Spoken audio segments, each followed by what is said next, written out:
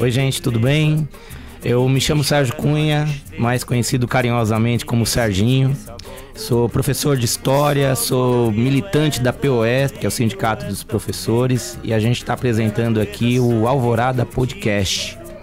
E a ideia desse projeto é que a gente faça reflexões sobre a escola pública, sobre que modelo de escola nós queremos, sobre a situação que passa o professorado no estado de São Paulo hoje, atualmente, e que a gente consiga trazer reflexões interessantes aqui para essa rede, a rede da internet, e que a gente consiga organizar, que a gente consiga colocar as pessoas para pensarem as suas questões aí, a categoria, no caso, os professores, as professoras pensarem a luta pelos seus direitos e assim por diante. Pensar a universidade pública, pensar a escola pública, ou seja, a ideia é a gente fazer desse projeto um instrumento de organização da classe trabalhadora. Então tem um pouco esse objetivo, fazer uma reflexão junto à juventude, junto às pessoas idosas, junto às pessoas negros e negras, pessoas com deficiência, comunidade LGBTQIA+.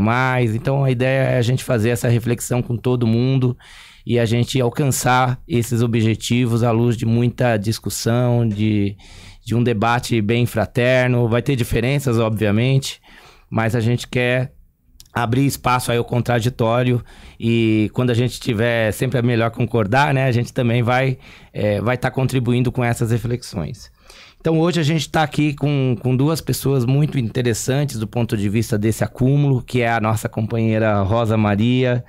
A Rosa vai se apresentar daqui a pouquinho. O companheiro Toninho Vespoli, que é antes de tudo, um grande amigo, uma inspiração aí para a nossa luta na cidade de São Paulo, no estado. E a ideia é que a gente faça aí um bate-papo mesmo hoje sobre várias coisas que estão acontecendo aí no momento atual, né? Então, vou abrir aqui o espaço para a companheira Rosa Maria, para ela se apresentar, depois para o nosso amigo Toninho.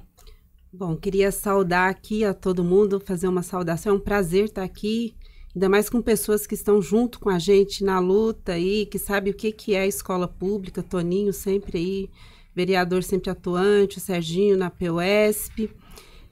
Meu nome é Rosa Maria, eu sou professora das redes públicas estadual e municipal, faço parte da diretoria da PUESP, o Sindicato dos Professores do Estado de São Paulo, mas acima de tudo também sou mãe, sou professora, e vou estar aqui para falar um pouquinho da educação, no sentido de que educação não é um privilégio, é um direito que a gente tem que lutar. E acho que a discussão vai ser muito importante nesse sentido. Legal, Rosa, obrigado pela presença. Companheiro, amigo, Toninho, tá contigo. E aí, Serginho, tudo bem? Muito gostoso aqui estar no Alvorada Podcast, aqui com a Rosa Maria e com você, batendo papo, né? Eu sou professor de matemática da rede municipal, também já lecionei no estado, fui categoria O, também lecionei na rede lá de São Bernardo do Campo, lá eu lecionava lá para a EJA, né? Educação de Jovens e Adultos. E é bom porque a gente vai criando bastante experiência, né? De dar aula para várias faixas etárias, né? De idade. E eu sempre morei na periferia, moro na periferia, então eu sempre trago um olhar também, né, das políticas públicas, mas também voltado para a periferia, né? Então acho que vai ser um bate-papo legal e bastante interessante. Bem, gente, a ideia é a gente fazer uma reflexão sobre a situação da escola pública atualmente, a gente fazer uma discussão de que tipo de escola a gente quer alcançar, porque isso também faz parte dessa construção, né? Eu queria começar aqui com a Rosa Maria. Rosa, o que você acha, né, da situação do professorado hoje? Sobretudo, nós temos hoje cerca de 216 mil professores, desse total, no estado de São Paulo, cerca de 95 mil são de professores categoria O, né? A gente está percebendo uma movimentação sobre a questão do contrato, né? A gente já teve até atos organizados pela PUESP em relação a isso. Qual que é a sua opinião a respeito disso, né? Essa situação do professor categoria O? Então, o que acontece hoje com o professor, para quem não conhece, o categoria O é um regime de contrato, né? na qual esse contrato tem uma validade, de acordo com a necessidade do governo, ele vai retomando esses contratos. E aí, se não é retomado, o professor fica na rede, ocioso. Na verdade, o que a gente vê o professor categoria O é a precarização, assim, né? E num estágio que a gente observa, que é um estágio inicial, porque se a gente vê as propostas que a gente observa aí de alguns candidatos, a gente já vê uma uberização dos professores, quando se fala em você contratar empresas, e essas empresas ficariam responsáveis pela contratação. Então, na verdade, a escola pública, ela é vista sobre uma ótica de lucro, e o professor categoria O é aquele precarizado que, para preservar o lucro do Estado e possivelmente das empresas que possam estar pegando. Faz parte do sucateamento da educação. O professor categoria O não é o único sucateado nas escolas. Vamos lembrar que há muito tempo a gente não tem concurso público. As merendeiras já não são concursadas, visam sob contrato. As faxineiras também terceirização, já são contratadas. E se a gente for pegar o que significa essas profissionais que fazem parte do ambiente escolar, por exemplo, uma faxineira hoje no estado, ela trabalha por volta de 6 horas... e ela ganha por volta de R$800, menos de R$800. Então, assim, isso é colocar a educação num sucateamento pleno. Você percebe que a educação não é vista como algo sério. E no momento de pandemia, que a gente precisava de uma escola estruturada, por exemplo, você vê que teve uma reformulação, né? Nós temos, vou dar o exemplo da minha escola, são 17 salas, e tem 2 faxineiras para fazer a limpeza nos 3 períodos, sendo que essas faxineiras trabalham por 6 horas ganhando menos de R$800. E uma merendeira para dar conta de cada período. Sim. Né? Então, a gente percebe, Serginho, que existe um sucateamento, né, que não vem só, que começa com essa questão dos contratos, mas tem uma questão também do abandono do professor, do aluno dentro das escolas e das estruturas que hoje estão as escolas públicas no Brasil, não só aqui em São Paulo, no Brasil todo. Sim, eu quero insistir um pouquinho mais, eu queria voltar um pouquinho pro Toninho. Toninho, a gente tem percebido há muitos anos esse esquema de contratação precária. Na Prefeitura de São Paulo tem uma situação semelhante, obviamente, né? Mas a gente tem percebido que o atual governo, que não conseguiu chegar no segundo turno, né, e já declarou, aliás, apoio ao Tarcísio, né? O que você acha disso, né? Você acha que a gente tem condição o professor tem que olhar para isso com cuidado? A gente percebe que a gente tem feito uma movimentação, a gente tem defendido o apoio ao Haddad, porque tem propostas muito objetivas, né? O Tarcísio já se demonstrou já em vários momentos que não sabe nada de São Paulo, quem dirá de educação, né? Então, queria saber um pouquinho a sua opinião sobre isso, como é que você está lendo essa realidade, esse momento decisivo, né, das eleições aí, tanto para presidente quanto para governador. O que você está achando disso? Bom, Serginho, primeiro que é legal notar que sempre a educação passa a ser um pouco o mote dos debates na hora da eleição, né? Eu acho que isso não é à toa. Se a gente for ver, por exemplo, né, qualquer pessoa que você, qualquer uma pessoa rosa que está aqui, né, batendo esse papo, ou estão escutando a gente, vão lembrar o seguinte, né? Quem inspirou aquela pessoa a alguma coisa na vida? Ou foi a família, né, no caso, né, o responsável por você, por aquela criança, né? Ou é algum professor. O professor hoje, para inspirar as pessoas, tem um papel tão fundamental como alguém do membro da família daquele estudante, daquele adolescente. E eles sabem disso, né? Então, assim, sempre o debate passa pela educação, mas pena que na hora de efetivar as políticas públicas, que assim, né, também ninguém está inventando a roda, né? A gente tem especialistas, né, que quando eu falo especialistas, tanto do chão da escola como nas universidades, que têm boa parte das soluções, né? é que elas não são implementadas. E eu acho que o Tarcísio, nesse caso aí, né, é o mais do mesmo, né? Porque é uma pessoa que, além de não entender na área de educação, pode ver nas entrevistas dele, ele a todo momento desmente ele mesmo, igual o Bolsonaro faz, quer dizer... Inclusive já está negando de participar dos debates, não sei se você percebeu esse detalhe já. Sim, mas ele fala alguma proposta nessa semana, e aí quando apertam melhor ele, né, os jornalistas, ele desmente falando já que não é mais aquilo. Mas ele não leu o plano de governo dele, não é escrito, o plano de governo dele vai mudando conforme as entrevistas. Então isso mostra a fragilidade do candidato, né? E mais ainda por entender muito pouco de São Paulo. Ele vem com um roteiro, né, minha concepção, né, que treinaram ele, né? Você tem que falar isso, aquilo, para demonstrar que ele entende de São Paulo, né, Rosa? Mas na hora que aperta ele, que você sai um pouco do roteiro e faz algum tipo de pergunta do detalhamento, você vê já que ele não consegue, né? Ou ele dá respostas vagas, né? Não, isso é muito importante que você está falando, Toninho, porque tem uma coisa que é o seguinte, nós não podemos colocar alguém para governar o nosso estado de São Paulo que tenha caído de paraquedas. Isso é muito preocupante. Então, esses exemplos que o Toninho está trazendo, né, e essa reflexão ela é muito importante para a gente, né? Então, nós temos contato com muito professor, muitas professoras. Então, essa reflexão ela precisa estar bastante presente, né? E a gente entender os desafios que a gente tem nessa semana, né? O que você acha disso, Toninho? Mas tem uma coisa que a Rosa falou que é muito interessante, né, Rosa? Sobre os professores categoria O. É um desmonte, né? E esse desmonte, é claro, faz parte de um processo, né? Mas para a pessoa entender, né, o desmonte se dá e afeta, claro, o profissional enquanto professor, mas só para as pessoas que estão escutando a gente ter uma ideia, né? Você já imaginou? Eu quando fui categoria O, meu contrato era de 1 ano.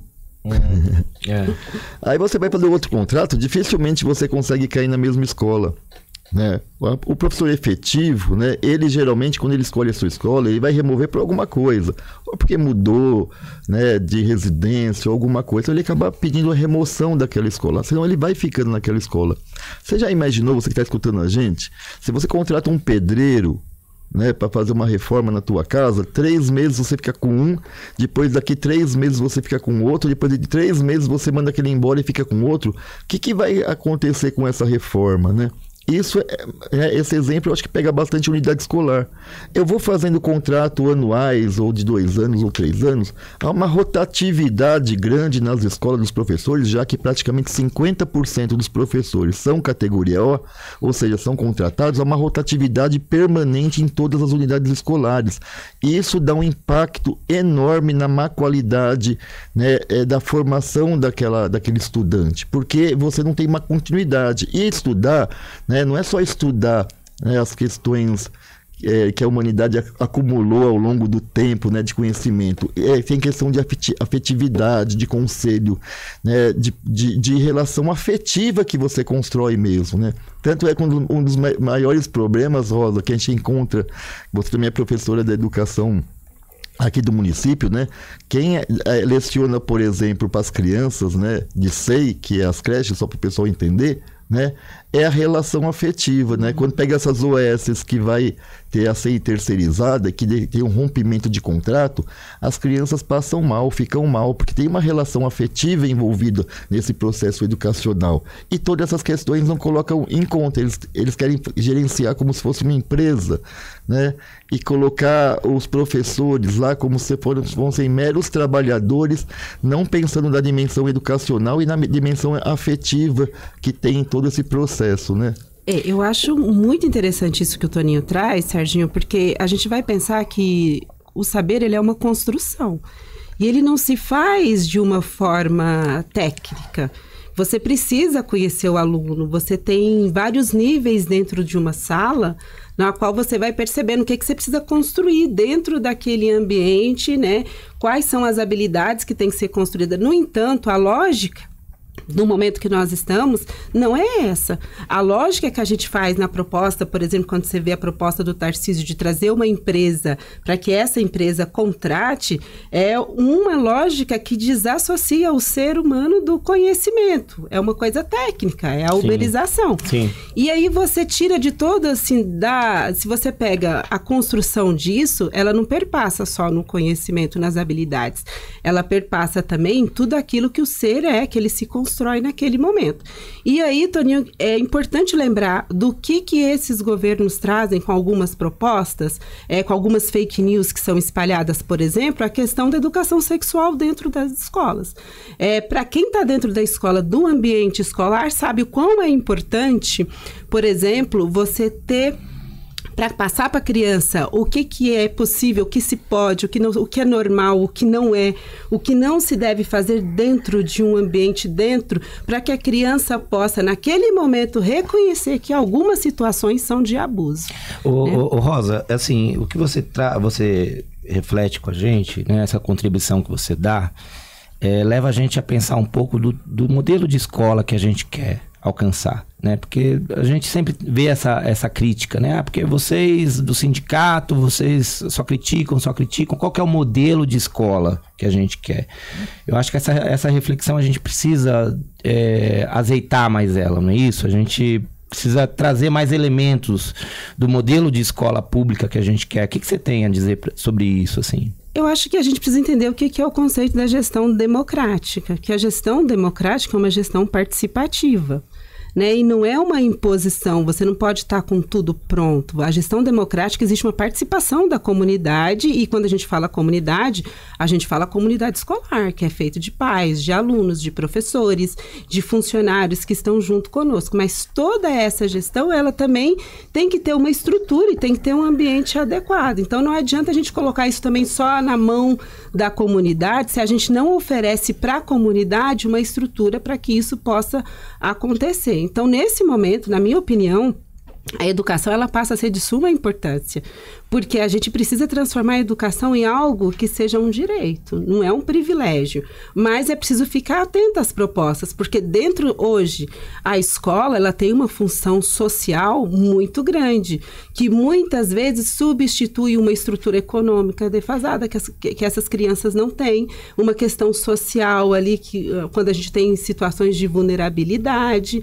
Então, não é possível que as pessoas tratem isso, como a gente vê alguns governos, como é tratado em alguns programas, como meritocracia, como se fosse algo de lucro, na qual você expõe os profissionais, extenua os profissionais a uma pressão e, ao mesmo tempo, não fornece a esses profissionais e não fornece a essa comunidade condições para que ela possa desenvolver.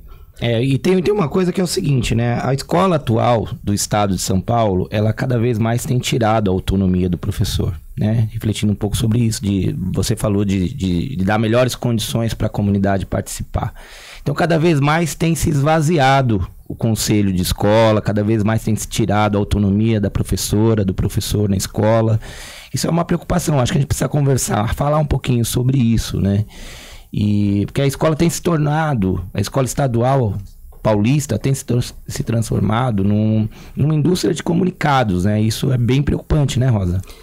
É verdade, eu acho que um exemplo disso, por exemplo, é a implantação das escolas de tempo integral. As PEIs. Se você pegar o que é a PEI, quer dizer que vocês são contra a PEI? Não, não somos contra a PEI necessariamente. Existe uma questão, o que é a PEI? Qual que é a estrutura? O que ela vai oferecer para o aluno? Essa escola tem que estar bem estruturada. A PEI que é oferecida hoje, por exemplo, no governo do estado de São Paulo, e que se propõe continuidade no próximo, é uma PEI na qual você tem, por exemplo, uma restrição do número de alunos, mas você não oferece aos demais alunos uma alternativa para que eles possam continuar seu estudo. Você não tem uma escola estruturada que possa fornecer, de fato, cursos que realmente ajude aquele aluno na sua promoção, como indivíduo, que melhore a formação daquele aluno. Nem do aluno, nem dos professores. O que você vê é uma escola sucateada, que não há melhoria nenhuma, na qual os professores são colocados no regime de meritocracia ferrenho, de assédio, e que ele tem que dar conta a qualquer custo do programa, desconsiderando inclusive as necessidades. Então, se você pegar, por exemplo, escolas da região da Brasilândia, nós vamos perceber que são pouquíssimas escolas que mantêm um ensino noturno.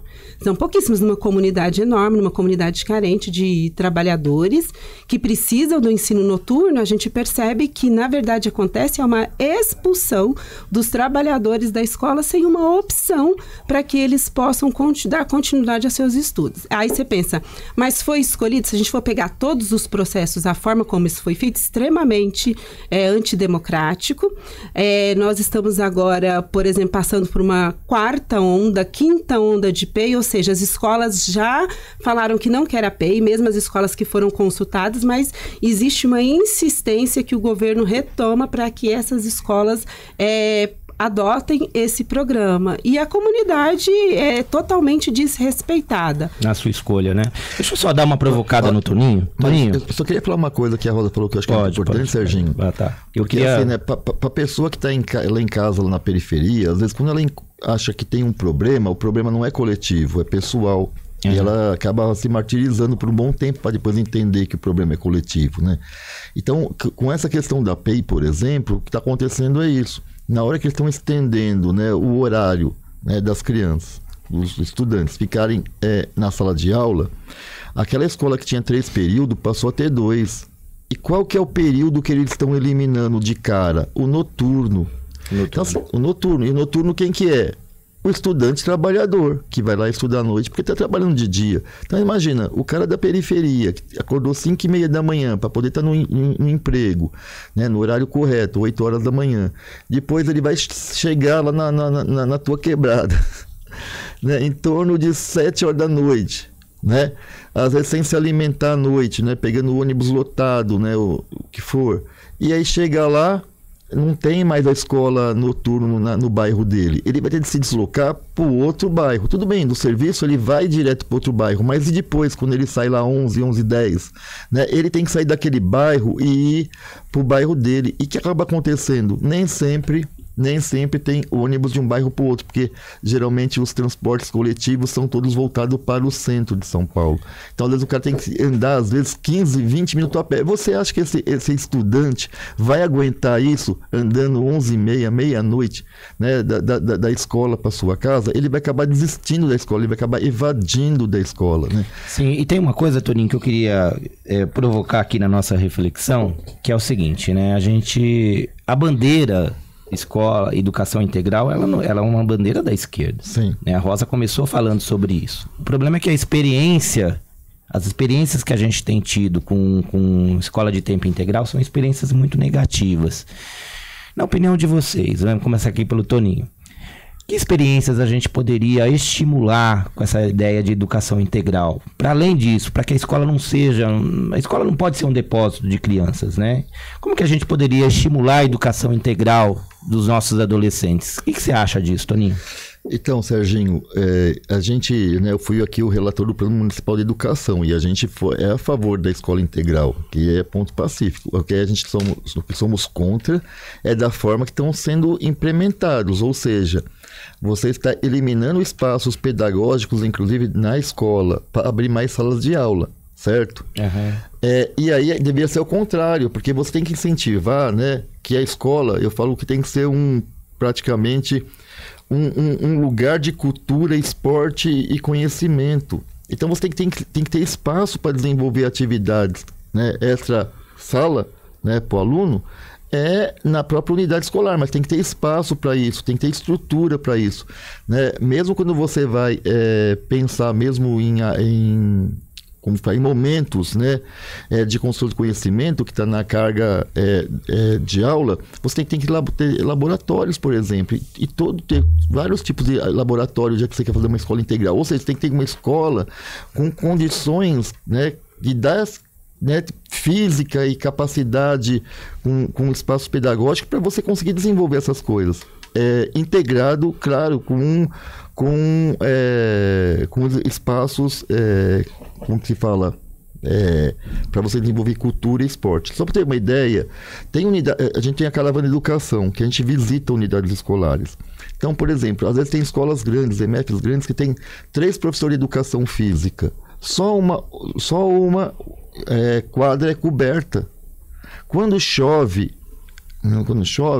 então das 3 salas, só uma pode descer para usar a quadra. E as outras 2. Então você imagina uma escola integral, isso que eu estou falando, sem estrutura. Como que você vai desenvolver, né, as atividades se você não tem uma estrutura própria? Então a gente é contra por conta disso.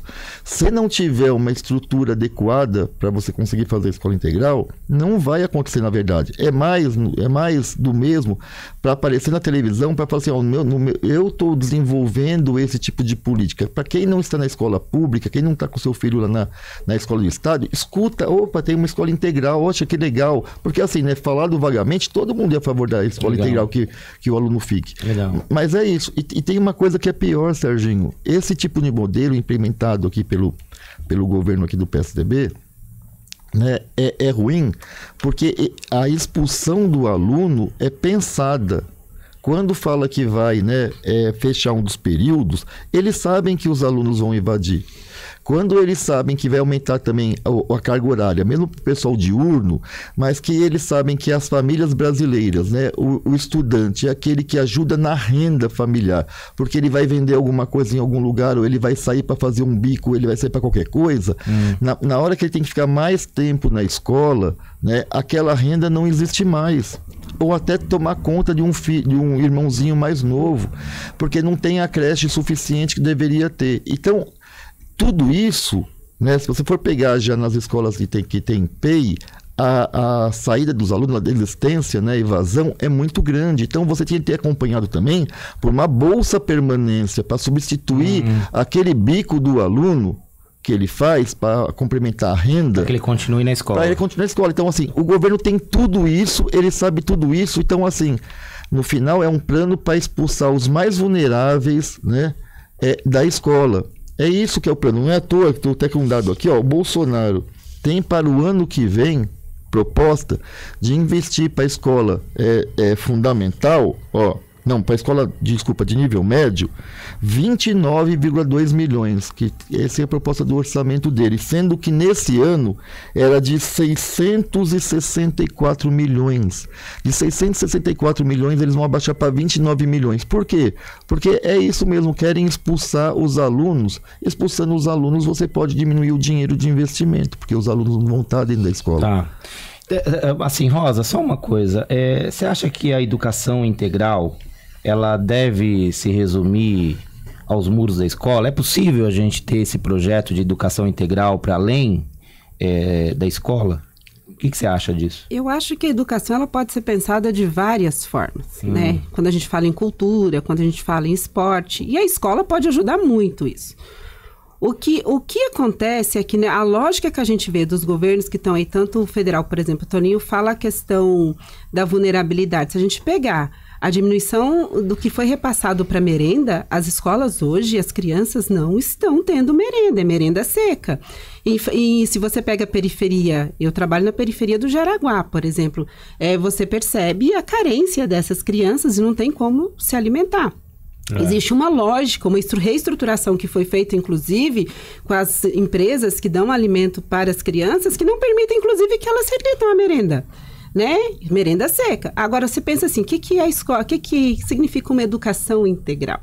A gente pega todos os aspectos. Essa reflexão é fundamental. Você pega todos os aspectos. E além de você pegar todos esses aspectos que o Toninho aponta, é importante pensar que a questão econômica e social, muito bem lembrada por ele, ela é muito relevante. Então, se você tem, por exemplo, um aluno que não tem a opção de escolher qual período, por uma questão social, financeira dele, que ele tem que cuidar do irmão, que ele tem que trabalhar, que ele precisa fazer curso. Quantos alunos nós não tivemos durante a pandemia que evadiram da escola porque precisaram ajudar a família?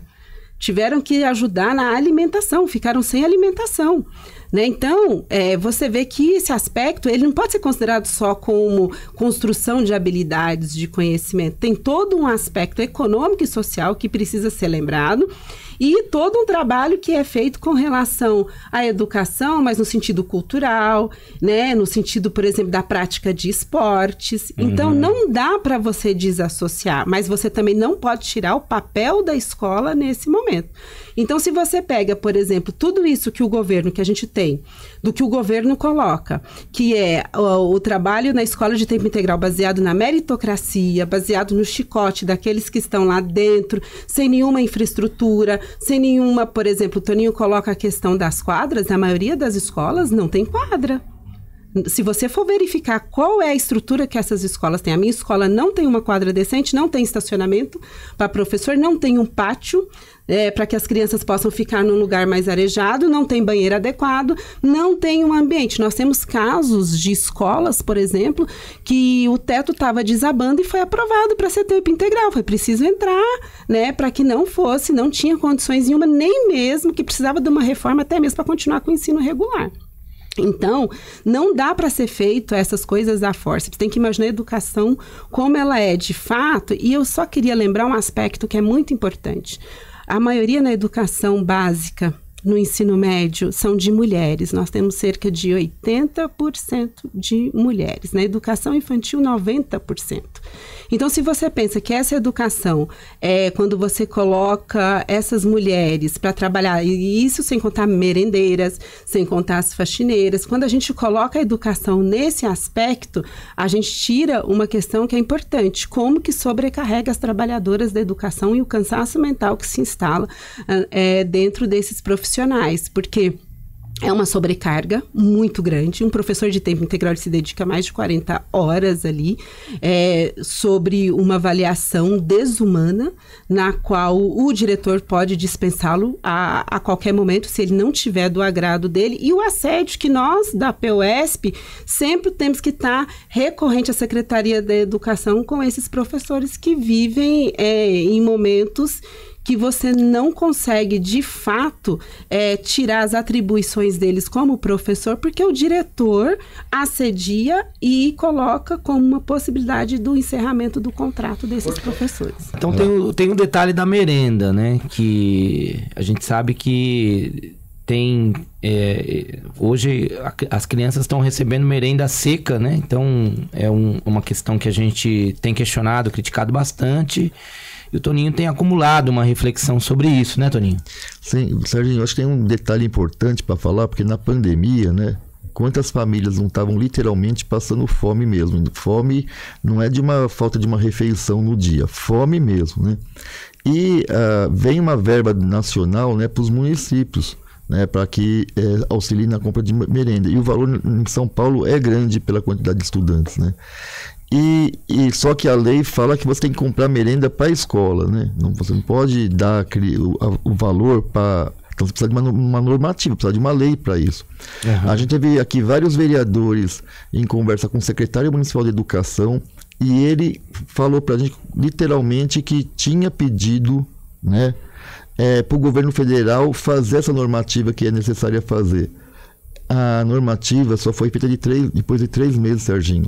Então, o presidente hoje que pede voto para as pessoas, literalmente, né, tinha dinheiro em caixa, que era na casa de milhões, e esse dinheiro simplesmente estava parado porque a prefeitura, que não poderia utilizar, só pôde utilizar, fazer o cartão merenda, depois que a normativa federal saiu. Quer dizer, algo que o governo federal podia fazer de um dia para o outro, uma normativa, uma portaria, né? Demorou tanto tempo enquanto um monte de gente estava passando fome. É a insensibilidade assim, que a gente percebe desse governo com a população, é uma coisa impressionante, que a população, inclusive, mais vulnerável. Eu fico estarrecido de ver algo assim, porque demonstra uma insensibilidade, um descompromisso total do que é ser um ser público, né?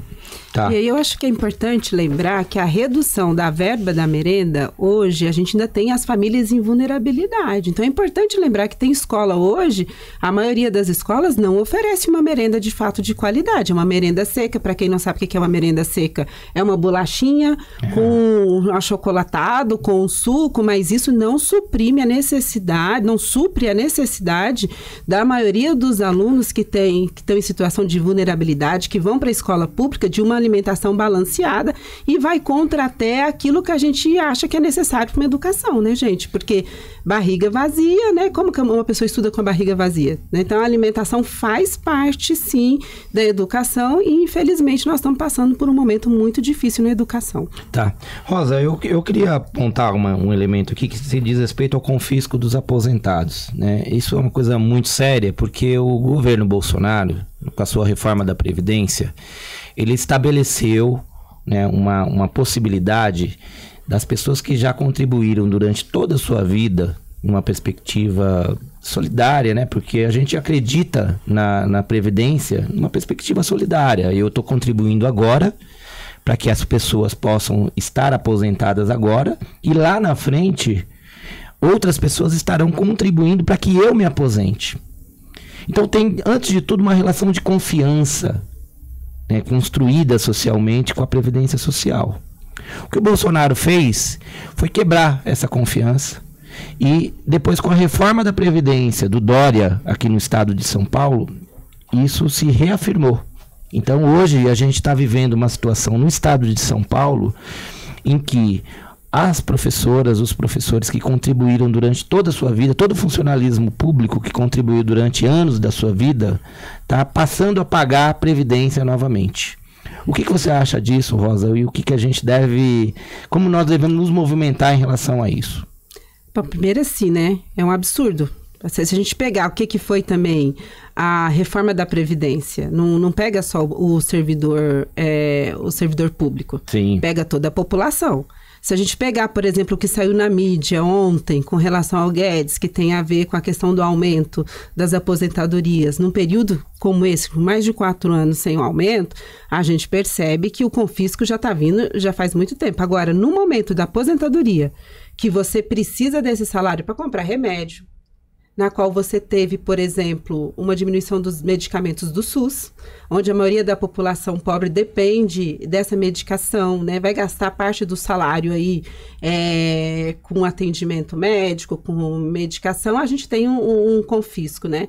Isso é inadmissível. Não dá para trabalhar com essa hipótese, porque nós estamos colocando a família brasileira na linha da fome. Nós estamos voltando, nós vamos precarizar ainda mais. E a gente percebe que é uma política dos governos.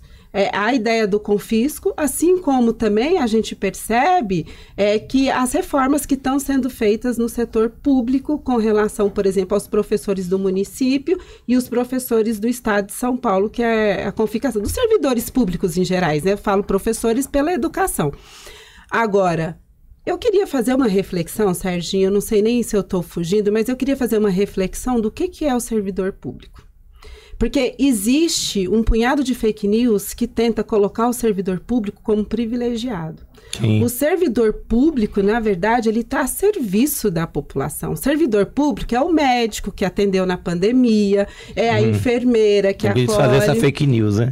São os professores que estão nas escolas que, mesmo apesar da pandemia, se mantiveram, né? Tiveram que lutar, inclusive, para que fossem vacinados, para que as aulas continuassem. Nós perdemos muitos companheiros e companheiras no período mais crítico da pandemia, e foi graças à luta. Então, acho que existe uma coisa que a gente não dá para cair na fake news do que é o serviço público, porque o serviço público ele é um serviço da população. E a gente também precisa salientar que direito é uma coisa que a gente não negocia. Não dá para a população ver isso como uma perda de um privilégio. Isso não é um privilégio, é um direito. A aposentadoria é um direito. Serviço público de qualidade é um direito. Então, eu acho que nesse momento a gente tem que pensar nas propostas que estão sendo colocadas pelos governos, analisar muito bem quando a gente vê alguém querendo tirar aí o aumento os aumentos da aposentadoria, quando vê em aprofundar a reforma trabalhista, o que isso significa, e acima de tudo é necessário que a gente veja, por exemplo, pegar o exemplo do que foi o SUS na pandemia e a importância desse atendimento para a população mais carente. Então, assim, legal. Não dá para a gente trocar os nossos direitos, rifar os nossos direitos por uma política que visa o lucro e não visa o povo pobre e o povo trabalhador. Tá, Toninho, eu só queria falar com você, para a gente apontar um pouquinho sobre a questão da carreira. Será que eu posso te fazer essa pergunta? Sim, eu só queria comentar uma coisa que é sobre aposentadoria. Aposentadoria, Sérgio, manda ver. Sabe por quê? A Constituição, ele tem alguns impostos e contribuições. Esse tipo de imposto, para você se aposentar, chama imposto vinculado. Por que vinculado? Porque você paga para ter algum tipo de benefício para o futuro. Sim. Então, você paga agora a contribuição para a Previdência, o benefício é você se aposentar para o futuro. Sim. Certo? Só que agora, depois que você está aposentado, como que você vai pagar uma contribuição vinculada se depois você não tem um benefício a ganhar posteriormente? Então, isso aí para mim é altamente inconstitucional, inclusive. Sim. Porque não tem cabimento um negócio desse. E mais que isso, eu sempre falo assim, que a mentira, falado várias vezes, passa a ser verdade, E eles ficam falando assim, olha, tanto o Estado, Prefeitura, União, ele está, com rombo, tem que tirar dinheiro dos impostos para colocar na Previdência para pagar as pessoas, Mas se você pegar o tanto de empresa que deixa de pagar, às vezes vai lá e tira do trabalhador a sua contribuição no INSS e deixa de repassar isso para o INSS. Se você pegar na Prefeitura Municipal de São Paulo, e no Estado eu acho que não é diferente também, até porque no Estado, por exemplo, todos esses contratados aí, que você tem, por exemplo, da educação, eles vão lá contribuir para o INSS, não vão lá contribuir para o regime próprio. Um dos motivos que tem rombo tanto no município como no Estado é que você está aumentando o número de terceirização, privatização, porque esse pessoal, eles vão lá e vão contribuir para o INSS e não para o regime próprio do Estado e da Prefeitura. É muito simples, você vê a quantidade de servidores ao longo dos anos. O que eu estou querendo falar com isso? Quem está produzindo déficit são eles na hora que eles não fazem um concurso público para os professores e colocam esses 95 mil na rede, que esses vão contribuir para o regime próprio. Porque você falou que é solidariedade, Quer dizer, a pessoa... Uma quebra da confiança, Então, no município não é diferente, Serginho. E a gente sempre questiona o secretário, no caso do município, e fala assim, mas peraí, por que vocês fazem isso? Vocês estão fazendo esse déficit na Previdência. E outra questão importante mesmo no município e no Estado, às vezes eles não cobram quem eles têm que cobrar. Um monte de gente que deve impostos para o município e para o Estado. Só que eles vão, de vez em enfrentar sempre os poderosos, eles vão lá... Bota sempre na conta do trabalhador. Bota sempre na conta do trabalhador. E isso que não é justo. Então, assim, eles falam sempre assim, na hora de que o bolo está crescendo, vamos cortar o bolo para todo mundo comer. É isso que eles falam. Mas na hora, alguns só que comem. Exatamente. E na hora do aperto, eles colocam sempre para o trabalhador pagar a conta. Então, isso não está certo. Sim. Não, legal, Toninho. Mas eu quero fazer uma pergunta sobre a questão da nossa carreira. A carreira do professor do Estado de São Paulo é uma coisa que a gente persegue há muitos anos, E ultimamente, no último período, o governo aprovou uma chamada nova carreira, que de nova não tem nada, Toda pautada, organizada numa lógica meritocrática, que para evoluir... ela parece mais uma punição do que uma evolução, porque o que acontece? O professor, um dos aspectos dessa nova carreira, o professor, se ele optar por essa nova carreira, ele vai passar a ter que se organizar a partir daquele esquema de evolução. O professor, por exemplo, que está próximo da evolução, ele vai ter que trabalhar durante 2 anos para ele conseguir uma evolução. Uma evolução funcional. Se ele tiver mais de 3 faltas injustificadas, ele volta para o 0. Então, tudo aquilo que ele construiu, tudo aquilo que ele fez durante a escola, se ele fez uma horta, se ele fez um projeto sobre a questão da sexualidade, como a Rosa estava apontando aqui, se ele fez um projeto sobre a questão da negritude, nada disso vai contar. O que vai contar é o seguinte: se o professor ele teve 3 faltas injustificadas, ele volta para o 0.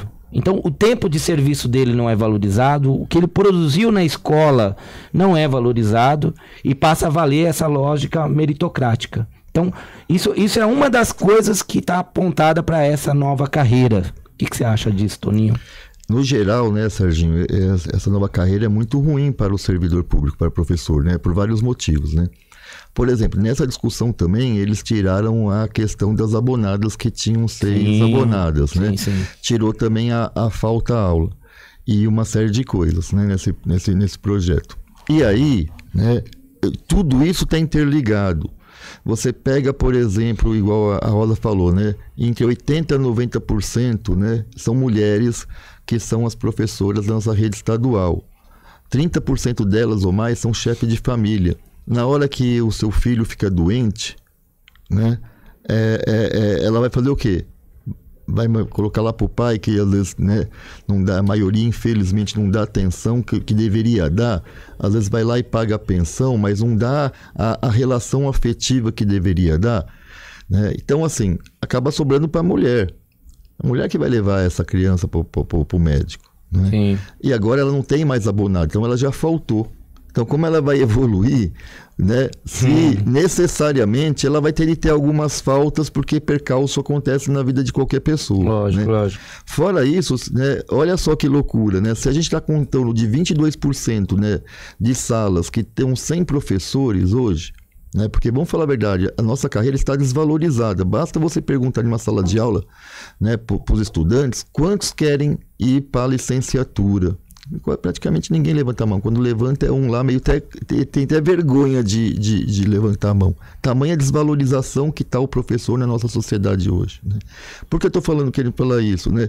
Porque se já está com 22%, né, sem aula, você imagina, né, um professor que está indo para a escola, furou o pneu, aconteceu alguma coisa, ele antes perderia só a primeira aula, né?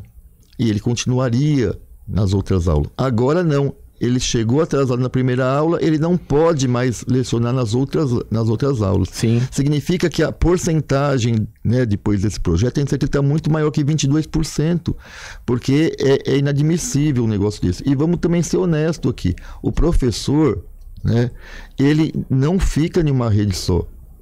Você acha que ele não faz isso porque ele gosta? Não, ele gostaria de estar em uma única rede, mas desde que ele tivesse um salário condizente, né? As pesquisas mostram que o professor, que é nível universitário, ele ganha 60% da média salarial de todas as outras profissões. 60%. Uma desvalorização. Só para você ter uma ideia, eu teve uma professora que me ligou recentemente, Rosa. Ela ficou 6 horas na escola, trabalhando, e aí ela teve uma cólica menstrual, e ela teve que sair na última hora, na última aula. Ela ficou com falta o dia todo por causa disso. Perdeu o dia. Você tem um exemplo. Você é uma professora de Itaquera. Professora Viviane me ligou. Desculpa falar o nome da pessoa, mas acho que não tem problema isso. Mas tem muitos casos como esse. O professor ficou um tempão na escola durante o dia todo e aí não conseguiu participar do ATPC porque teve algum problema, ficou com falta. Aí eu acho que é importante, vocês me permitem, a gente pensar no que significa a estrutura, porque quem fez essa lei não entende o que é uma estrutura de uma escola pública. Então, vou dar, assim, por exemplo, o meu exemplo. Se eu vou pegar uma jornada completa, eu não consigo pegar toda ela no período. Eu vou ter que pegar ou no período da manhã, ou período da tarde, ou período da noite.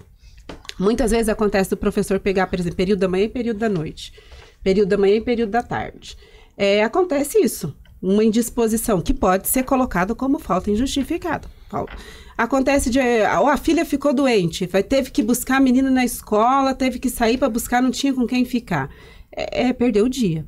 Só que esse perder o dia significa que a escola também não tem contrato de professor e substituto. Significa que além do professor perder todo o dia, todo aquele trabalho que ele fez anteriormente, sim, os alunos do período que ele teve que se ausentar não vão ter substituto, porque existem pouquíssimos professores eventuais, pouquíssimos. Na minha escola acho que nem tem mais professor eventual.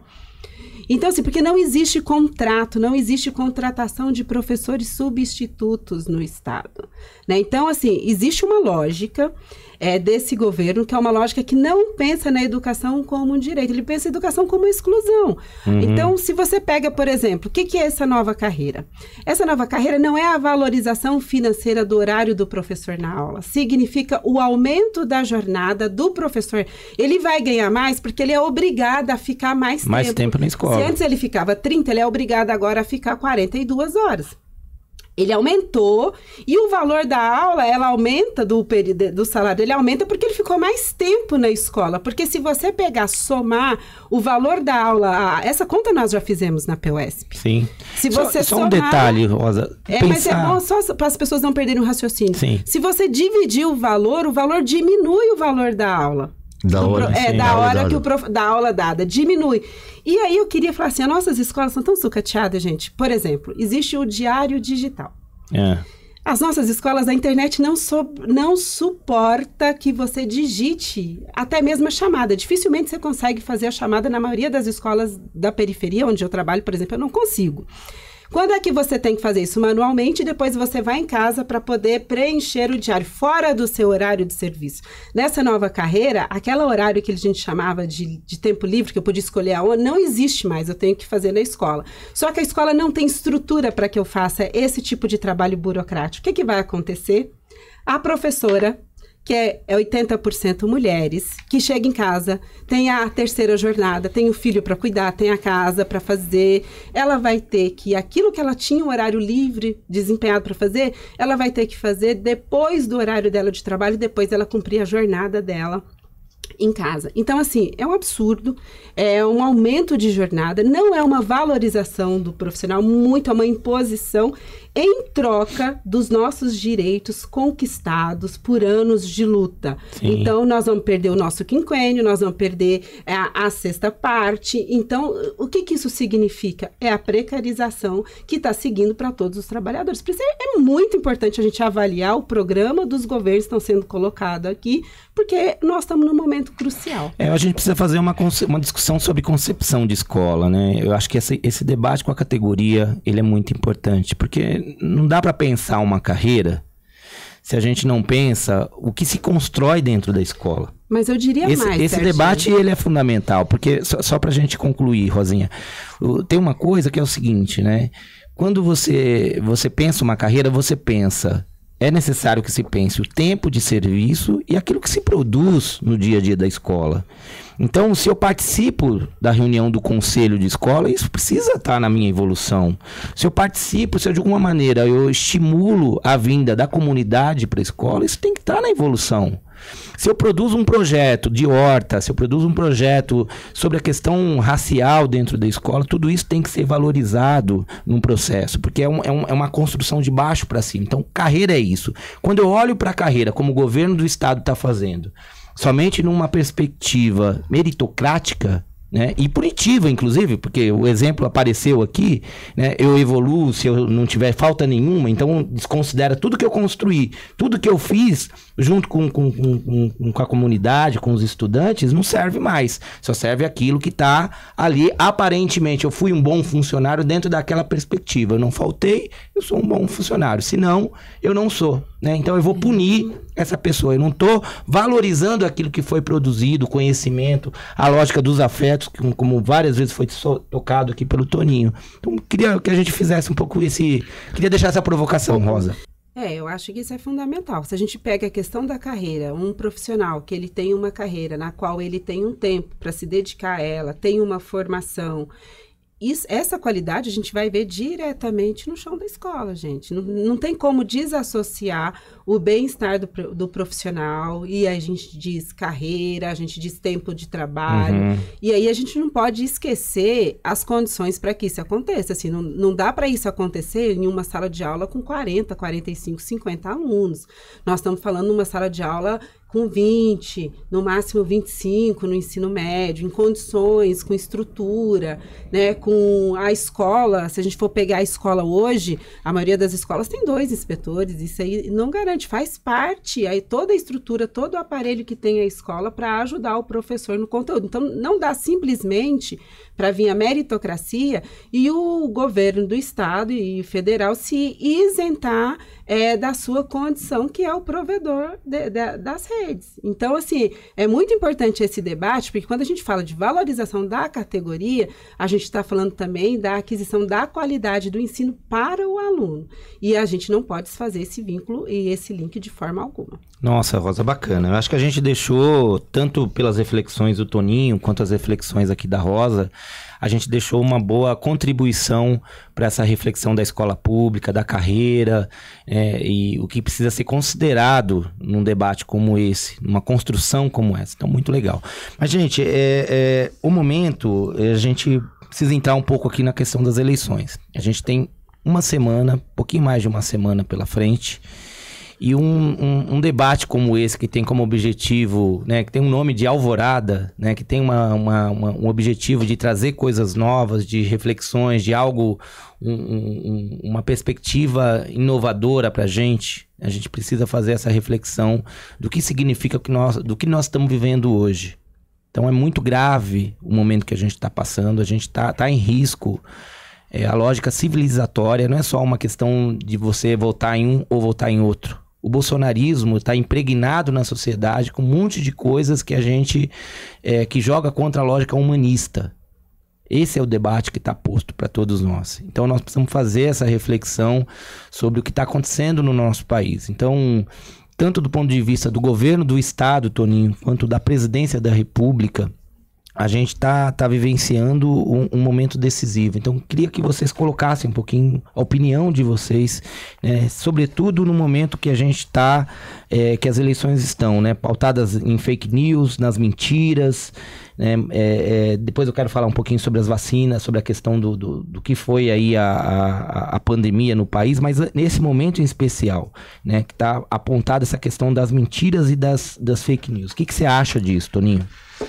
Bom, é muito grave, né, Serginho? Por exemplo, você já tocou aqui alguma coisa, né? A questão do banheiro, unissex e outras questões mais, né? Inclusive, eu acabei postando isso. Fui numa escola, né? Acabei tirando a foto lá do banheiro das crianças masculino e feminino para as pessoas saberem que não tem essas coisas, né? Porque a mentira, né? Eu acho que tem 2 características de eleitor, né? O desinformado, né? E pode acreditar na fake news, mas o informado que sabe que é mentira, mas vai propagando isso porque ele quer simplesmente derrotar o outro, né? Eu acho que tem uma versão que foi criado, né, contra a esquerda, socialismo, comunismo, essas palavras, né? Apesar que o pessoal falar isso de uma forma assim mais talvez teórica, eu acho que na verdade parte da sociedade, eu não sei dizer o quanto, teria que ter um estudo científico disso, é altamente egocêntrico e egoísta. Então qualquer política social que ele acha que os impostos dele vai ajudar a ajudar uma outra pessoa, ele não quer um governo desse jeito. Ele quer um governo que ajude ele individualmente, né? Não quer um governo para todos.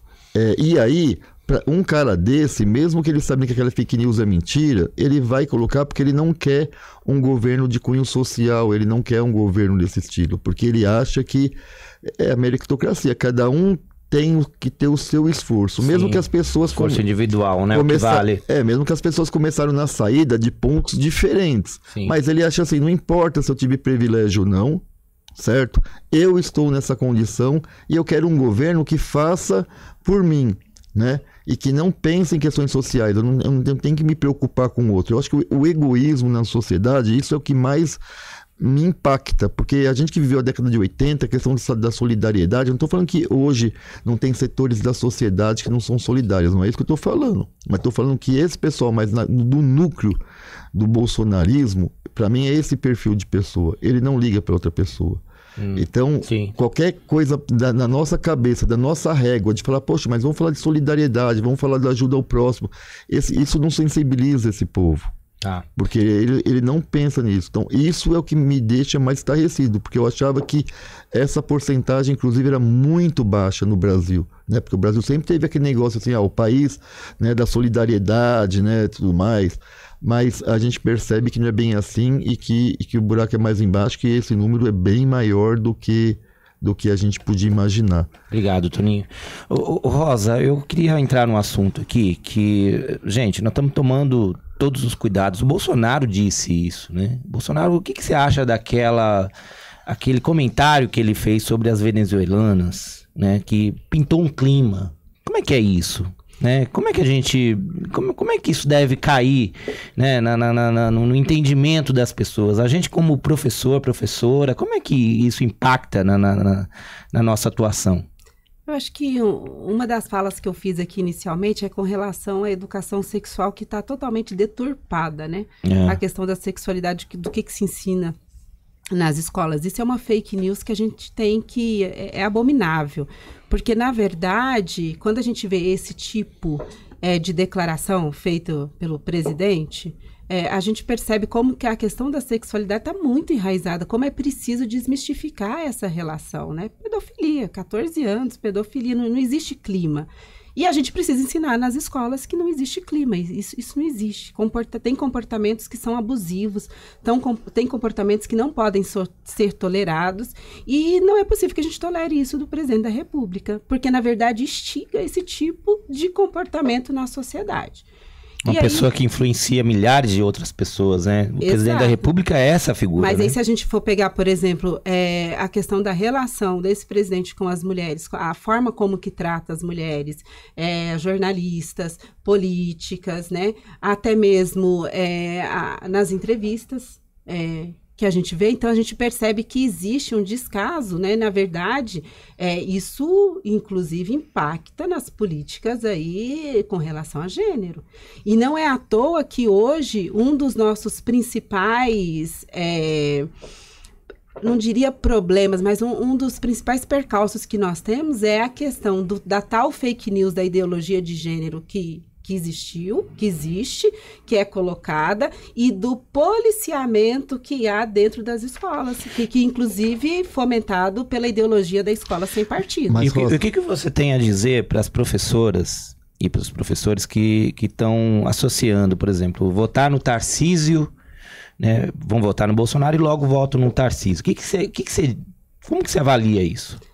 Eu acho que primeiro a gente tem que entender qual que é a lógica, porque a lógica dos dois governos é a mesma. É a lógica da privatização, é a lógica da educação não como um direito. Como uma mercadoria. Como uma mercadoria, né? E é importante que a gente faça esse estudo, porque tudo que a gente viu dos 4 anos, acho que o Tarcísio ele foi muito claro.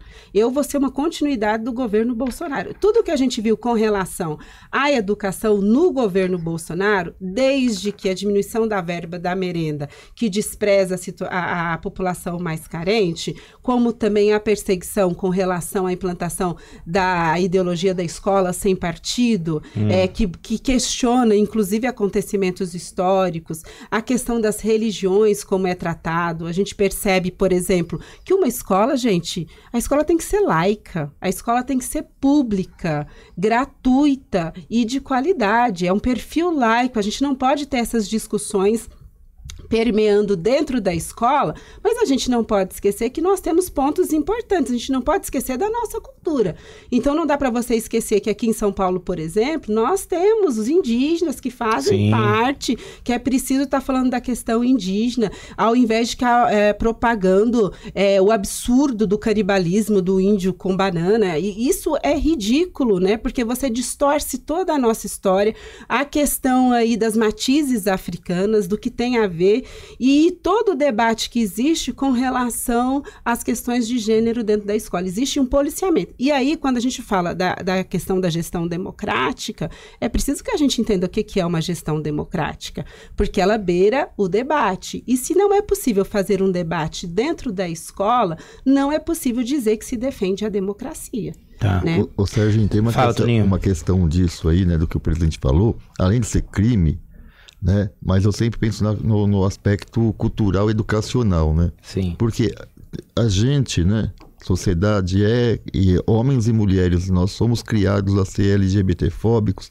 a ser misóginos, a ser machistas, principalmente os homens, né? Então, assim, que a gente não tem sentimentos, às vezes, machistas, LGBTfóbicos, claro que a gente tem.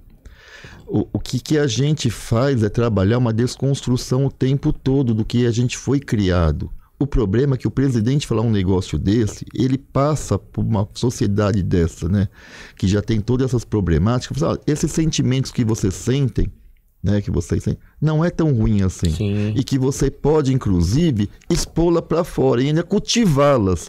Esse que é o problema. Então, ele é um cultivo ao crime que esse presidente está fazendo. Eu acho que em qualquer país, esse cara já teria alguma sanção judicial. Aqui não, o cara cultiva o crime e nada se acontece. Eu fico estarrecido, né? Como também o Poder Judiciário aqui no Brasil passa a ser conivente, porque você começa a falar que pode torturar, sendo que tem uma lei que fala que isso é crime, né? Que estupro é crime. A gente está em um caso agora que... A desconstrução de uma perspectiva civilizatória, né? Isso. É uma barbárie. A gente está agora, nessa semana, um vereador falou o seguinte: não, vocês da esquerda ficam reclamando, né?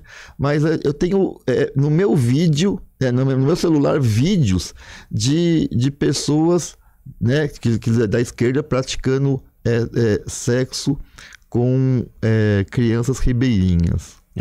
Eu não estava na sessão naquele momento, estava online, né? A Luana também estava online. E a Luana, nossa vereadora do PSOL, foi lá e falou: espera aí, mas se você tem esses vídeos, você está cometendo um crime. Você também está cometendo um crime. Se você tem que expor esses vídeos. Parecido com aquela história absurda que a Damares apresentou na igreja, né? Então, não apresentou vídeo nenhum até agora. A Luana, inclusive, foi para a delegacia, fez um boletim de ocorrência, né, para ver o que vai dar isso. Mas é isso, os vídeos aí com a certeza que não existem. A pessoa fala aquilo para dar um impacto político, para falar que olha que uma esquerda é pervertida. Criar um fato, né?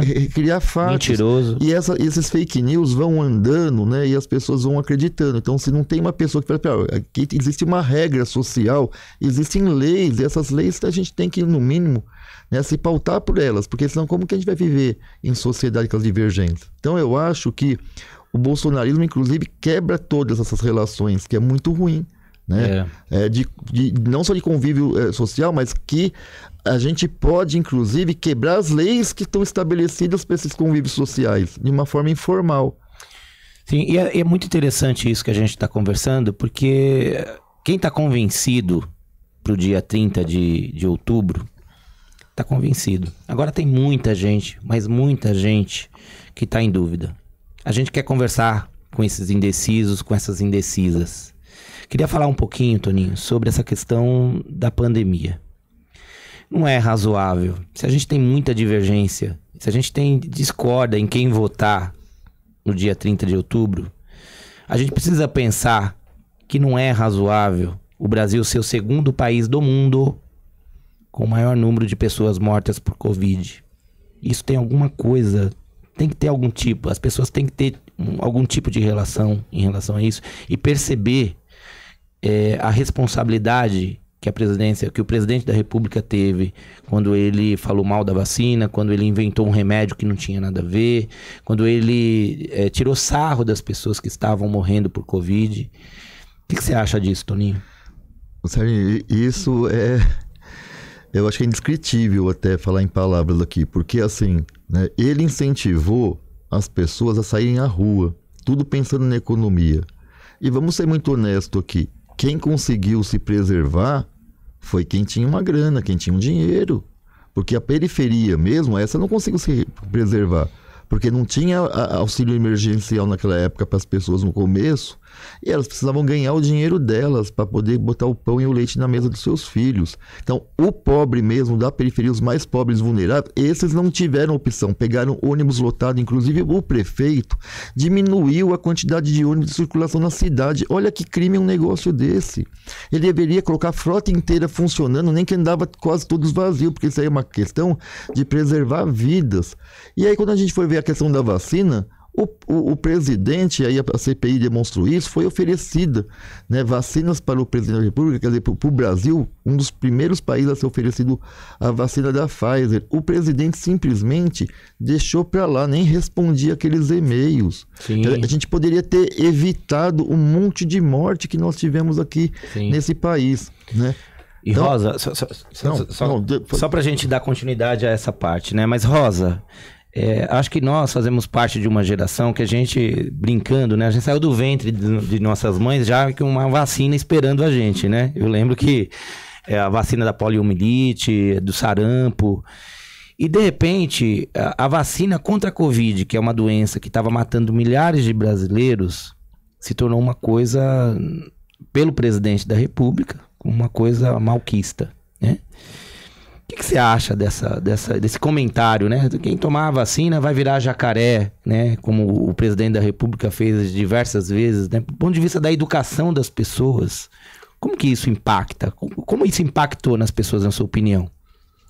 Eu acho que existe um movimento anti-vacina mundialmente que, na verdade, o governo Bolsonaro, ele incorporou isso porque ele viu que isso tem um eco aqui, né? Tem pessoas que têm essa questão por desinformação e ele incorporou isso. Agora, é uma falta de humanidade completa, né? Porque você trabalha, na verdade, com a falta de conhecimento das pessoas. Você trabalha com vírus que, num momento novo, que você não sabia como que era, mas que a gente sabia que a possibilidade de se retomar normalmente as atividades era através da vacina. E ele utilizou isso de uma forma, né? Se a gente for pegar a CPI, de uma forma lucrativa, inclusive, né? Porque pelo que consta na CPI, ele esperou o máximo para depois estar, inclusive, negociando as doses, né? Até em benefício próprio, pelo que consta na CPI, não conseguiram provar. Rosa, corrupção de $1 por vacina, esse que era o preço da corrupção do governo Bolsonaro. E aí é importante a gente pegar, quando o Toninho coloca essa questão do $1 por vacina. Quem disse isso é a CPI, né? Porque esse governo, para mim, a maior fake news que ele tem é falar que trabalhador...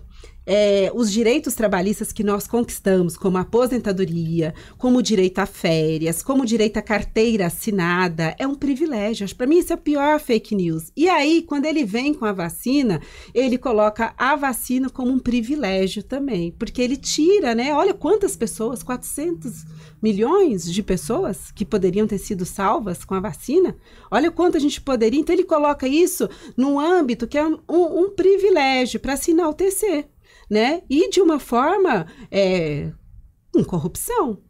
Então, eu acho que nesse momento, nós estamos num momento em que a gente pode escolher o que a gente vai querer. E a gente precisa desfazer essa fake news. A gente não pode deixar, nós já perdemos a nossa aposentadoria, nós temos que lutar para reaver a reforma, para que essa reforma da Previdência, ela seja desfeita, revogada, e a gente não pode permitir que se aprofunde a reforma trabalhista. Porque é importante que as pessoas saibam, você trabalhar por conta, sem carteira assinada, sem direito a férias, gente, isso não é ser empresário, certo? Isso aí, na verdade, é a precarização do trabalho, né? E nós vamos chegar, nós já vemos pela reforma da Previdência que tem gente com 70 anos que não vai conseguir aposentar. E não adianta falar que vai ter emprego para essas pessoas, porque o mercado é seletivo e ele não vai querer idoso que vai estar doente, ele vai querer os mais jovens. Então, nós estamos indo para um rumo sem volta para o Brasil, um rumo da fome. Então, nesse momento, a gente tem que lutar para que a gente possa fazer essas revogações, retomar os nossos direitos e um processo em que a democracia, de fato, exista no nosso país. Não vai ser uma coisa fácil, ao meu ver. Nós vamos ter que retomar muita coisa, mas se não for nesse momento, nós podemos perder o bonde da história. Sim, Rosa, sabe uma coisa que me dói muito, Serginho? É quando eu vejo o servidor público, que o nosso mandato tem muita relação com o servidor público. Sim. Né? Mais do município, poucos do estado, mas são muitos servidores públicos. Você vê o servidor público, porque, como a gente falou aqui, a Rosa apenas falou, servidor público é o que exerce a política pública. E para os mais pobres, é o povo mais das bordas da cidade que precisa, por exemplo, das bordas das cidades, né, do estado inteiro, que precisa da política pública, né? Então o servidor, ele acaba meio, não é se politizando pela esquerda, mas se politizando pela cidadania. não é? E aí ele vai percebendo as coisas, né? A grande maioria. Mas tem uma parcela, por exemplo, que eu não sei o que está acontecendo, porque ela está sendo atingida diretamente. Então, quando a gente vai falar assim, olha, o tempo, né, que você trabalhou na pandemia, você não vai poder evoluir, ou você não vai contar para o quinquênio, para a sexta parte, para nada, né? Então, assim, o Bolsonaro vai lá e tira quase 2 anos da sua vida de trabalho, como se ela não existisse. E aí, o servidor público que é impactado com isso, né, não percebe que esse governo, quer dizer, enquanto ele vai lá e deu dinheiro para o BNDES, para os grandes empresários, a troco de nada, de juro, ele vai lá e tira do trabalhador, e o trabalhador que foi o prejudicado vai lá agora e alguns estão falando que vai votar no Bolsonaro. Eu acho isso incompreensível. Uhum. E aí, quando a Rosa tocou a questão também da aposentadoria, né?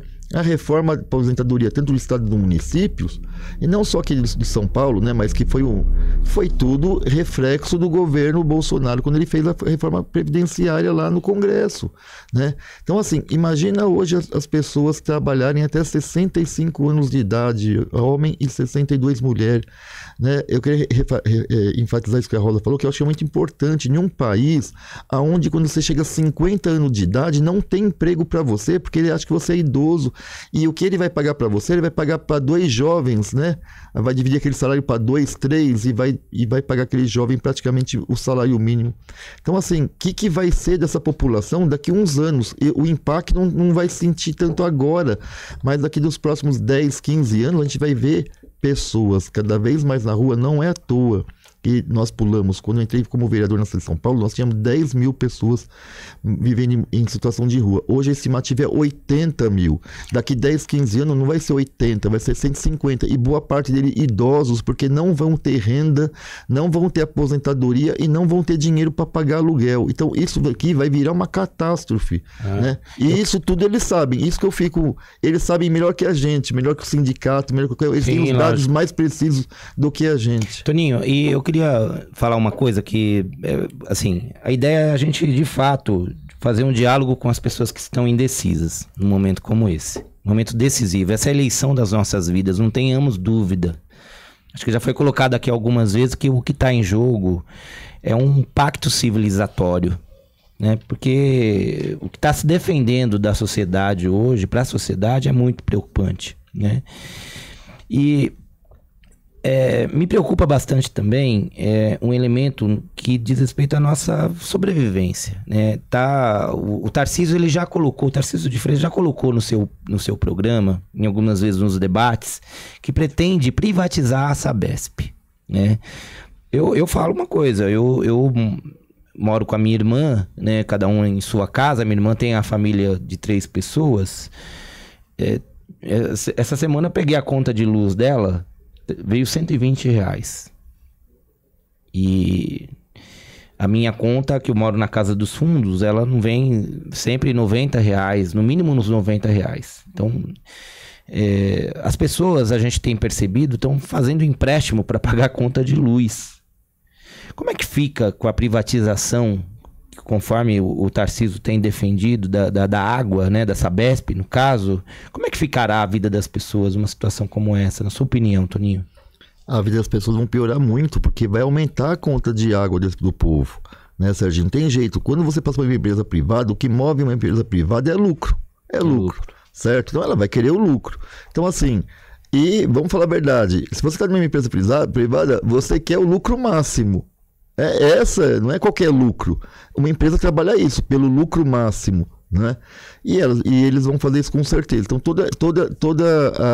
como que fala, os serviços hoje que ela presta gratuitamente, em alguns serviços, isso vai sair tudo na conta, na hora da operação do preço do litro da água que vai ser fornecido nas casas. Então, a conta vai aumentar muito. E aí, assim, né? Junto com a conta de luz e junto com também da conta dos alimentos, Serginho, o governo aí agora recentemente, né, nesse período pré-campanha, vamos dizer assim, abaixou aí os combustíveis. Mas você acha, os acionistas estão doidinhos para que volte tudo como que era.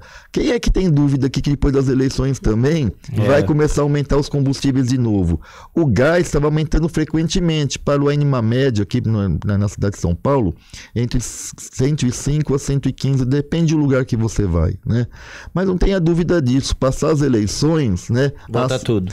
Volta, porque a gente fala que não tem financiamento da iniciativa privada hoje para campanha eleitoral, mas a gente sabe como que a direita opera e como que ela pega dinheiro, né, das pessoas agora de forma individual, particular, porque o cara que tem muito lucro, ele pode doar 10% da renda dele do ano passado. Então o cara que ganha 50 milhões, ele pode doar 5 milhões de modo privado, não precisa ser em modo de empresa. Então, assim, no final das contas, esses empresários, né, estão dando de forma física dinheiro para esses seus candidatos que depois vão operar a sua lucratividade.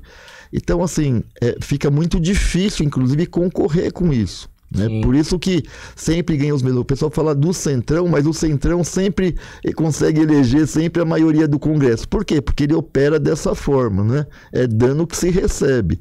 E eu espero que as pessoas aqui que estão escutando a gente, né, não pense na água, né, mas pense em tudo, né? Porque uma pessoa não pode ser honesta querendo deixar um orçamento, né, parte do orçamento em sigilo por 100 anos. Né? A pessoa não compra tanto imóveis com dinheiro vivo. Eu quero saber, assim, quem tem, sei lá, 10 mil reais guardado na sua casa? Quem Exatamente. tem? O povo não tem nenhum real direito, Serginho. Né, Rosa? Como tem dinheiro, uma das casas era 6 milhões. Quem tem 6 milhões na sua casa guardado para poder comprar um imóvel? Eu quero entender um negócio desse. Se isso não é corrupção, me expliquem, por favor, porque eu queria entender esse negócio. Não, se isso tivesse acontecido, né, Rosa, com Lula, como é que seria? Né? Como é que esse setor da extrema-direita avaliaria isso? Como é que trataria isso se fosse o Lula que tivesse comprado imóveis com dinheiro vivo, né, mais de 50 imóveis com dinheiro vivo, do jeito que o Bolsonaro fez, a família Bolsonaro fez? Acho que o caso mais claro aí é o sítio de Atibaia, né? A gente viu como que foi tratado, ninguém conseguiu provar nada. O caso do triplex, né? Era um triplex e não conseguiu provar nada, e a gente viu como que isso movimentou, como as fake news ajudaram a movimentar isso. E eu acho que ele trabalha com a questão mesmo, com várias informações simultaneamente e com a falta das pessoas de conseguirem manter informado constantemente. Eu acho que o pior desse governo é o bombardeio de informações. Vamos lembrar que, se a gente pensar nas pessoas que o acesso à internet não é para todo mundo, é uma dificuldade muito grande, o acesso às mídias é muito reduzido para a maioria da população, e ele vai trabalhando com coisas do senso comum que ele sabe que vai chamar atenção. Para mim não existe um programa definido, ele vai trabalhando com aquilo que mais mexe com cada um. Então, é uma lógica que trabalha com aquilo que a gente consegue perceber que nos toca. Então, eu acho que a melhor coisa é a análise de um programa, gente. Não existe uma escola que não seja laica. Não dá para a gente trabalhar religião nenhuma. O espaço, o ambiente escolar tem que ser laico. A gente não trabalha em nenhum momento. A gente defende isso. A mesma coisa que a gente defende a igualdade. Não dá para você trabalhar num ambiente em que as mulheres são exploradas da forma que são. Não dá para você trabalhar com uma pessoa que vê o trabalhador como uma mera fonte de lucro, que vai sugar com direito mínimo. Então, é importante que as pessoas façam a reflexão. O que vai significar uma reforma trabalhista? O que significa você perder o seu direito à aposentadoria? O que, de fato, o que é isso? As pessoas precisam se indagar. O que é, de fato, você não ter carteira assinada? O que é você não ter direito a férias? Os professores de categoria O sabem, na prática, o que é isso. O que é ter a rescisão do contrato e só ter o contrato reaberto se for necessário na ótica do governo. Mesmo que isso significa que milhões de alunos fiquem sem aula porque ele precisa dar uma segurada no orçamento. Então, assim, não entender a lógica humana, coletiva da população, é não entender o Estado como um provedor. Agora, eu acho que é um trabalho nosso, sindicalista, dos movimentos, educadores, está mostrando como que funciona a sociedade, porque o bombardeio de informações é muito grande e cada uma delas tenta mexer com aquilo que as pessoas acreditam como um dogma. Então, eu acho muito complicado, não vai ser fácil, não é derrotando nessas eleições, eu acho que é um trabalho que a gente tem por muito tempo, isso significa, só que isso só vai ser possível com democracia. E num espaço onde a gente tem as liberdades democráticas de poder fazer as discussões amplamente, né? Num debate de ideias em que as pessoas sejam respeitadas, não num ambiente hostil que a gente está vivendo nesse momento. Tá. Toninho, eu queria que você falasse um pouquinho, né, então, para as pessoas que estão nos assistindo, que o momento ele exige muita cautela no voto, obviamente. Dia 30 de outubro a gente vai colocar um novo presidente da República, vamos eleger um novo presidente da República, vamos eleger um novo governador do estado de São Paulo, e tá nítido pelos debates, pela apresentação de programas que estão acontecendo, que o Tarcísio e o Bolsonaro, eles não representam, né, essa escola pública de qualidade que a gente tem apostado. Eles não representam uma valorização do profissional do jeito que a gente precisa, do ponto de vista de uma carreira que considere o tempo de trabalho, que considere aquilo que é produzido no interior da escola, né? E aí, qual o recado que a gente deixa para as pessoas que ainda estão indecisas, na sua opinião? Serginho, eu nem vou falar talvez só no ponto de vista da escola, talvez eu vou falar de modo geral. Para mim, tem 2 projetos muito claros, né? Um projeto que é do Bolsonaro, que assim, numa linha geral, ele quer que só uma parte da sociedade lucre, certo? E tem um projeto do Lula que ele não está jogando uma parte da sociedade contra a outra, né? Se você pegar o governo Lula, o pobre melhorou de vida, tanto é que viajava de avião, certo? O pobre conseguiu acessar a universidade, não só pública, mas particular também, né? O rico também ganhou, os bancos também ganharam dinheiro. Então, você tem um projeto de tentar uma unificação do país, para saída, para um projeto de país, aonde todos os setores da sociedade têm condições de ganhar, né? O outro lado não, o outro lado é da divisão, de jogar um contra o outro. Como que você pensa em uma saída nacional dividindo o país, colocando um contra o outro, puxando um para ser contra o outro?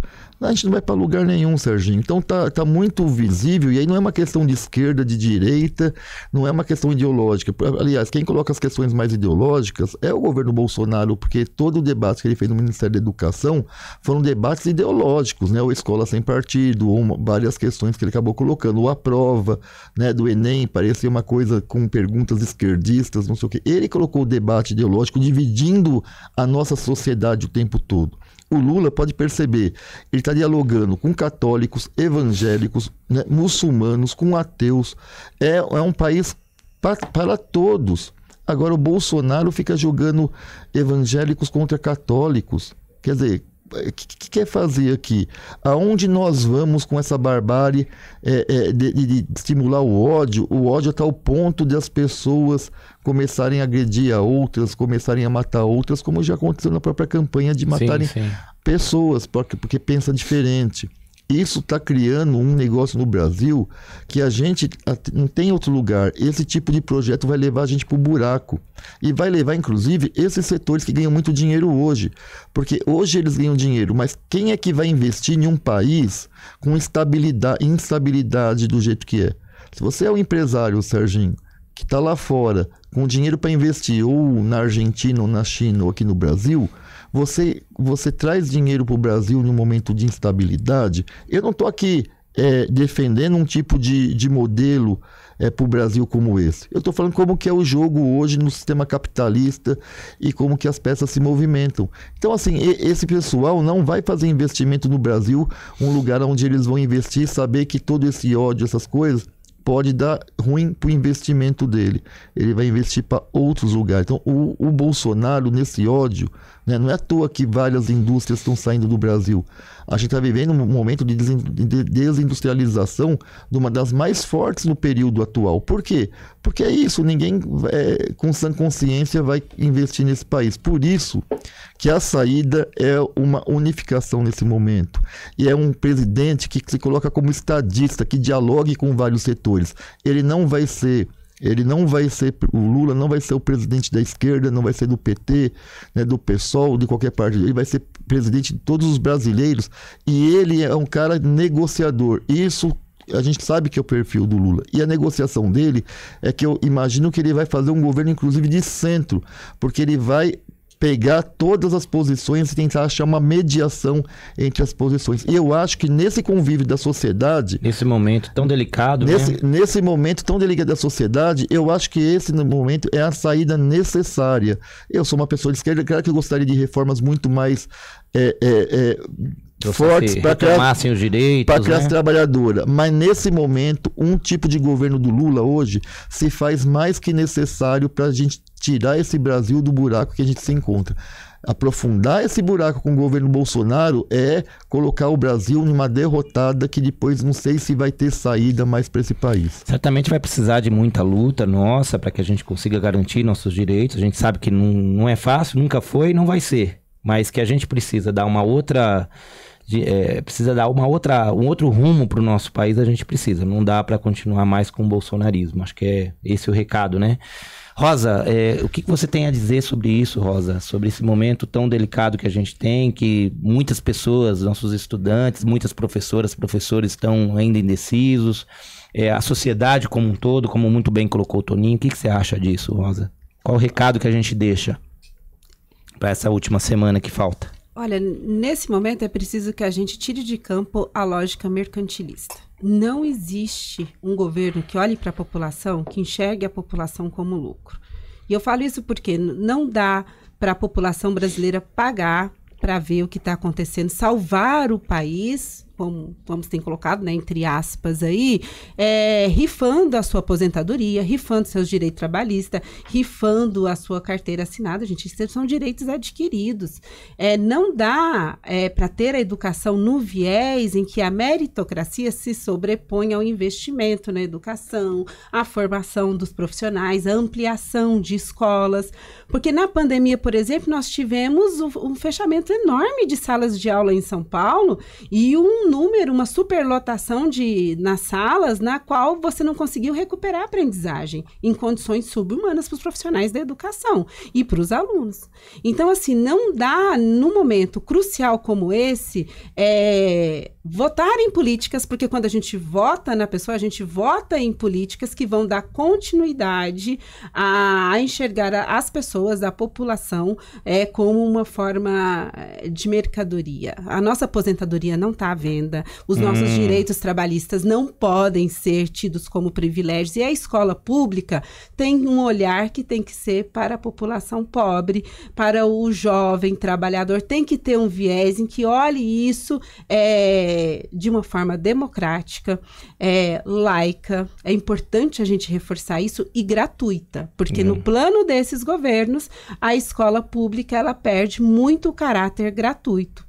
Né? Então, é importante que a população veja isso, né? Não está nas mãos do povo trabalhador salvar o país. Existem políticas públicas que são possíveis de ser colocadas, que podem ajudar com que a gente retome no patamar que nós estávamos. E aí, acho que o Toninho coloca muita coisa. Existem muitas políticas que a gente anseia que fossem já colocadas agora, mas a gente precisa, nesse momento, dar um basta a esse estado de exceção que está sendo proposto para a população. É como se a população fosse a única responsável a salvar o país de uma crise que não foi feita por ela, né? Sim. E Toninho, você, meu companheiro, amigo de longa data, eu quero dizer do prazer que foi te receber aqui no nosso podcast Alvorada. Você, meu companheiro, teve nas últimas eleições 40.005 votos. Você está consolidado, né, do ponto de vista do trabalho popular, da relação com os professores. Eu sempre acompanho você nas redes sociais, a maneira afetuosa que você se relaciona com o público. Acho que isso é muito importante. E se a gente conseguir dar o resultado, dar a resposta que a gente precisa dar no dia 30 de outubro, né, ganhar as eleições presidenciais, a gente ganhar as eleições no governo do estado de São Paulo, a gente precisa ter uma outra perspectiva do ponto de vista da participação popular. Não é isso? A gente precisa entrar num processo de radicalização da democracia no nosso país.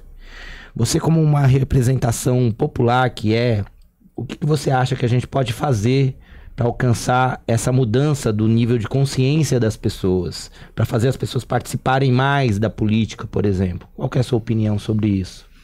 Serginho, tudo isso é um processo, né? E é um processo difícil, não é fácil, né? Eu nunca vou esquecer, por exemplo, quando a gente estava no movimento enchente, tinha uma dona Cida, inclusive até faleceu, ela pegava latinha, né, para poder almoçar e jantar. Ela só tinha um filho, era ela morava na comunidade ali no final ali do Jardim Panorama, né? E eu chamei ela para reunião e falei assim: Toninho, se eu conseguir pegar as latinhas suficientes para me comprar meu alimento à noite, eu vou. Né? Então, o que eu quero falar com isso? Porque o processo não é difícil. A gente saiu de um período militar, né? Parece assim, mas faz tanto tempo. Não é. Pega meus pais, por exemplo, né? Nunca participaram de nada, não são italianos, nunca participaram de nada, assim, né? De uma comunidade, de alguma coisa coletiva. Aquele trabalhador que trabalhava ia para lá, que é a grande maioria do povo, né? Então eu acho que assim, a questão de conviver com a democracia, e para a gente isso aqui ainda parece não, mas ainda é passos que a gente está engatinhando ainda, né? Saindo dessas questões todas. Mas eu acho que, queira ou não queira, os governos também têm um papel nisso, né?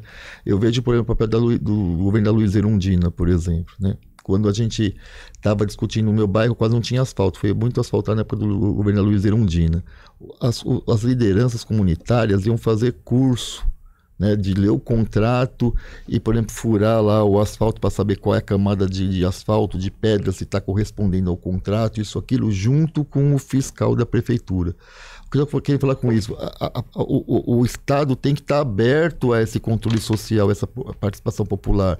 A gente vê, por exemplo, no governo do Dória para cá, né, aqui no município de São Paulo, né, ele ganhou a prefeitura, depois ele foi para o governo e ficou os sucessores dele, né, o vice. Eles são muito duros, né, tiraram poder, por exemplo, poder dos conselhos dos parques, por exemplo, né? Então, assim, se o governo é muito duro, e em uma sociedade que não tem uma tradição, a tendência mesmo é as coisas dar uma esvairecida, né, dar uma diminuída. Então, eu acho que são várias combinações, né, mas o papel de você já ter um governo que está aberto ao diálogo, isso ajuda bastante as pessoas, né? Até porque as pessoas vão se inteirando e a luta é que a gente não fique só em um conselho consultivo, porque a escola ainda, eu acho que é um papel importante. Eu acho que pode dar uma luz, inclusive, para outros setores, porque o conselho da escola, que é o conselho da comunidade escolar, ela é deliberativo. Sim. Por mais, né, que a Rosa falou e você falou também, Serginho, que a gente sabe que tem escola PEI lá que votou contra a PEI no conselho, mas aí foi feita a segunda reunião, a terceira, mudou alguns professores para tentar. A gente sabe de toda a manipulação que tem nos conselhos e tudo mais, mas eu acho que a escola é um elemento importante, ou seja, também não adianta ter conselho e participação onde a pessoa também perceba que na hora da participação dela, ela não é efetivada o que ela pensa, simplesmente ficou com um aconselhamento. Uhum. Então eu acho também que a gente, em algum momento... consulta, né? A gente errou um pouco também, Serginho. Eu acho que a gente, quando estávamos mais fortes, a gente foi... o movimento acabou deixando um pouco isso, né? Deixando assim, tudo bem ser consultivo. Eu acho que a gente deveria ter dado um outro passo e ter exigido um pouco mais, porque isso educa a pessoa na hora que ela fala e vê que o que ela decidiu está sendo implementado. Eu acho